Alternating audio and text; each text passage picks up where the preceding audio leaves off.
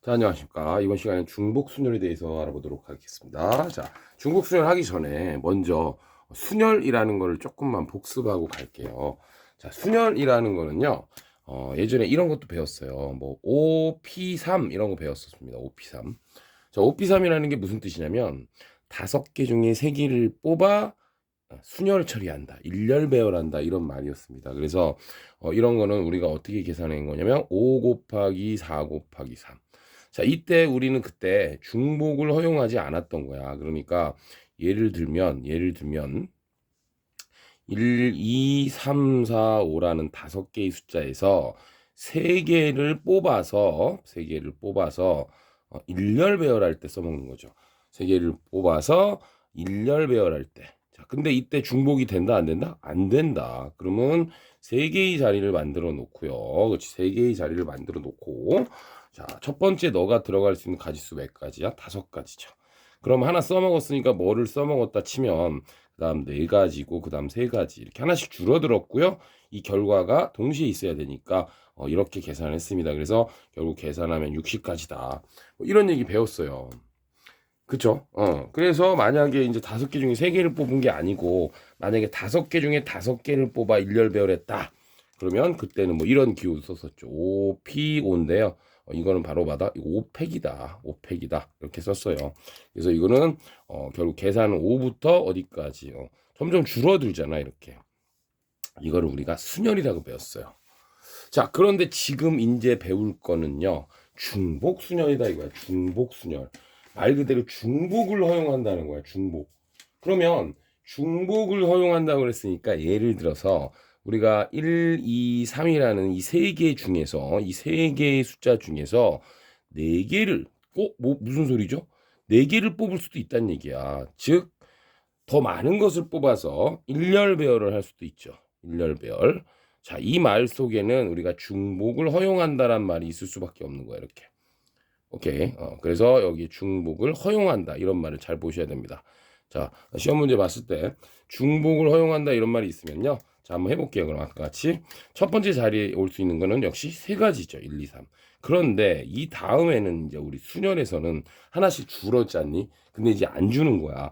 뭐를 갖다 써먹었다고 하더라도 또 다음에도 똑같이 3개를 써먹을 수 있는 거야.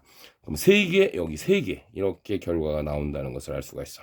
이런 걸 바로 우리가 뭐다? 중복순열이라고 한다. 이런 얘기가 되겠습니다. 따라서 이거는 지금부터 3을 연속적으로 4번 곱하는 건데 이때 기호를 우리는 이런 기호를 쓰기로 합니다. 그래서 요거를 우리는 파이라고 읽는데요. 파이의 대문자고요. 이거는 영어로 프로덕트 뭐 이렇게 얘기를 한다고 합니다. 뭐 곱한다 뭐 이런 뜻이라 해요. 3을 연속적으로 4번 곱한다. 근데 이 기호는 너무 신경은 안 써도 되는 거야. 그래서 우리 중복순열이라는 것은 지금부터 이제 기호로 어떻게 할 거냐면은 자, 중복순열이라는 거는 서로 다른 n개에서 그렇죠? 이건 달라야 돼. 서로 다른 n개에서 보통 보다 중복을 허용하여서 r개를 택하고 나서 뭐 한다? 그렇지. 일렬 배열을 해주셔야 돼. 순서가 있는 순열이란 얘기야. 그래서 이거는 순열의 일종이다 이런 얘기고요. 이런 놈을 지금부터 n phi r이라고 이렇게 기호로 나타내고요. 여기서는 n이 r보다 크거나 같다라는 표현이 없어도 된다는 얘기야. 즉 r이 더 커도 된다는 것을 r이 물론 n보다 작아도 되지만 이렇게 배웠습니다. 그래서 이거는 뭐냐면 n을 뭐다? 그렇죠. n을 r번 곱한다 이렇게. n을 r번 곱한다 이렇게 계산을 해주시면 여러분이 그렇죠? 충분히 할 수 있다라는 얘기예요. 자, 되시겠죠? 그래서 중복순열에 우리가 이제 대표적인 문제를 한번 해볼 건데요. 뭐 주는 쪽, 고정하는 쪽 이런 거 별로 신경 쓰지 않았으면 좋겠고요. 뭐 요거는 이제 옛날 개념 원리인데요. 여러분 책에도 이제 이렇게 나와 있을 거예요. 중복순열. 그래서 중복서 순열의 대표적인 문제들을 좀 해볼 건데요. 예를 들어서 이제 이런 거예요. 중복순열은 예를 들어서 이런 게 이제 대표적인 문제가 되겠습니다. 원래는 이제 함수의 문제가 중복순열의 대표적인 문제가 될 건데요. 뭐 이런 거 있죠. 5명의 여행자가 있어요. 5명의 여행자. 그럼 서로 다른 사람이죠. 서로 다른 사람이 세 곳의 호텔에 투숙하는 방법을 구하시오. 세 곳의 호텔. 그럼 여기에 중복된다는 말은 없지만 그 호텔은 매우 큰 거라고 생각하는 거야. 투숙하는 경우의 수. 펜이 잘 안 나오네. 그쵸? 내일 바로 사러 가야겠습니다. 투숙하는 경우의 수를 구하여라. 이런 문제가 나왔어요. 자, 그러면 어떻게 생각하는 거냐면은 이 5명의 여행자를 뭐 어떻게 할까? 1, 2, 3, 4, 5번이라고 할까요? 그쵸? 1, 2, 3, 4, 5번이라고 하고요. 이 세 곳의 호텔을 그냥 이렇게 여러분 다른 호텔이라고 생각하면 되겠습니다. A, B, C 이렇게. 그러니까 기호로 절대 뭐 주는 쪽, 뭐 받는 쪽 이렇게 하지 마시고요. 자, 그러면 1이라는 친구가 묵을 수 있는 호텔은 몇 가지다 그렇죠? 3가지가 되겠습니다. 3가지. 그래서 이거를 파란색으로 한번 써보면 1이라는 손님이 묵을 수 있는 호텔이 3가지고요.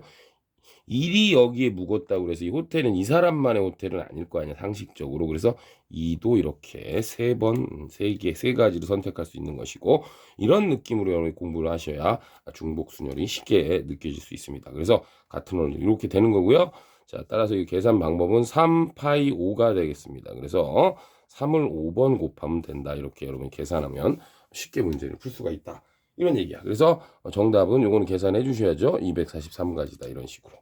이렇게 여러분 문제를 풀 수가 있다. 자, 그러면 다시 또 연습을 해볼 건데, 이런 거죠. 이제 요번 얘는요, 숫자 문제를 한번 해보도록 하겠습니다. 1, 2, 3, 4, 이런 이렇게 나왔는데요. 중복을 허용하여 이 문제를 잘 보시고요. 4자리 자연수를 한번 만들어 보라. 쉬운 문제 같고, 개수는 몇 개냐? 이렇게 한번 해보도록 하겠습니다. 그럼 4자리 자연수니까 4개의 칸을 만들어 놓고요. 중복을 허용한다고 그랬잖아요. 그래서 아까 똑같이 여기에 들어갈 수 있는 가지수는 숫자가 4개잖아. 서로 다른 숫자가 4개니까 4가지고요. 여기도 마찬가지입니다. 4가지, 여기도 4가지, 여기도 4가지 이렇게 계산하시면 되겠다. 이런 얘기가 되겠습니다. 됐죠? 자, 그래서 요거는 4의 4제곱이 되고요. 뭐 굳이 기호를 쓰자면 4파이 4 되겠습니다. 그래서 256가지다. 이렇게 여러분이 보시면 되겠습니다. 그래서 있겠죠. 4파이 4, 256가지. 됐죠? 됐습니다. 자, 그 다음에 이제 중복순열의 대표적인 문제는요. 대표적인 중복순열의 문제는 사실 함수의 개수 문제다. 이렇게 한번 함수의 개수 문제다. 자, 그러면 함수의 개수 문제는요. 어떻게 들어가는 거냐 봅시다. 예를 들어서 x가 1, 2, 3 이렇게 있고요. 개념원리 참고하시면 되겠습니다. A, B, C, D가 있는데요. 이때 함수의 개수는 몇 개냐 이런 문제가 이렇게 나왔다고 칩시다. 자, 그러면 여러분 함수 이런 문제는 주머니를 그리셔야 되겠죠. 이렇게 그래서 정의역 1, 2, 3 써주고 공역 A, B, C, D를 해준 다음에 지금부터 이제 대응을 시킬 건데요. 자, 함수 1이 갈 수 있는 가지수를 이렇게 세시는 거예요. 그러니까 아까 호텔과도 같은 원리야. 아까 만약에 요거를 이렇게 가로로 돌리면 이게 사람이 되고 이게 호텔이 된다고 생각하면 편해요. 중복순열 문제를 함수로 가니까 1이라는 놈이 대응되는 가지수는 3가지가 되겠고요. 2라는 친구도 역시 1이 이렇게 쐈다고 해도 함수가 1로 못 쏘는 건 아니잖아. 그래서 2도 이렇게 4가지 죄송합니다. 4가지가 되겠고요. 2도 4가지가 되겠습니다. 3도 마찬가지로 4가지가 되겠다. 그러니까 여기 대응 여기 x의 원소가 있고 y의 원소가 있다면 1이 갈 수 있는 가지수는 4가지. 그래서 경의 수가 되는 거예요. 중복순열이 되는 거니까 4의 세제곱이 되어서 4파이 3 64가지다. 이렇게 여러분이 함수의 개수를 공부하시다 보면 중복순열을 어떻게 처리할 것인지 여러분이 개념을 좀 잡을 수 있지 않겠냐 이런 얘기가 되겠어. 그쵸? 그래서 함수의 개수하고 이제 중복 순열하고 이제 비교하는 문제들이 있는데요. 비교하는 문제 한번 볼게요. 자, 옛날 책이라 좀 죄송하지만 자, 함수의 개수 좀 전에 해드렸습니다. 그럼 1대1 함수의 개수하고 함수의 개수의 차이를 한번 보셔주시면은 1대1은 만약에 1이 A로 갔다고 치면 2는 A로 가지를 못합니다. 그래서 가지수가 줄어드는 거니까 요거는 순열 처리하시면 되는 거야. 순열 처리. 그치? 근데 중복 순열은 1이 A로 갔다고 해도 2도 A로 갈 수도 있잖아. 아까 그 호텔 문제처럼 여러분이 생각해 주시면은 쉽게 할 수 있다라는 거고요. 모르스부 문제는 모르스부 문제 따로 제가 빼놨어요. 그래서 오늘은 중복순열의 개념에 대해서만 여러분이 좀 알아주셨으면 되겠고요. 다시 한번 복습을 하면서 마치도록 할 건데요. 중복 순열에서 기호 일단 n 파이 r이다. 그래서 얘는 계산 방법이 n을 알게 이렇게 해서 알게 때려 곱하시면 되겠고요. n이 두 번째는요. r이 n보다 작을 필요가 없다는 것이. r이 n보다 클 수도 있다. 같거나 클 수도 있다. 이런 개념 한국말로 쓰니까 좀 오래 걸리지만 클 수도 있다. 이런 개념 좀 알아두시면 되겠고요. 세 번째는 중복순열을 가장 이해하기 쉬운 것은 함수의 개수 문제, 요걸로 접근을 하시면 되겠고요. 또는 호텔에 투숙하는 문제 있죠. 또는 우편물을 붙이는 문제, 이런 것들로 여러분이 개념을 잡아주시면 좋겠다라는 거. 그다음 네 번째는요. 선생님이 얘기한 기호에 집착하지 마라. 기호에 집착하지 마라. 기호에 집착은 금지다. 자, 이런 말. 기호를 너무 생각하다 보면 꼬일 수가 있어. 그래서 서로 다른 게 n개고요. 서로 다른 게 n개고 중복을 허용해서 택할 수 있는, 택한 다음에 순서를 그렇지 만들어주는 순열이다라는 거. 여기까지 해서 10분 개념으로 마치도록 하겠습니다. 자, 중복 순열 여기서 마치도록 하겠습니다.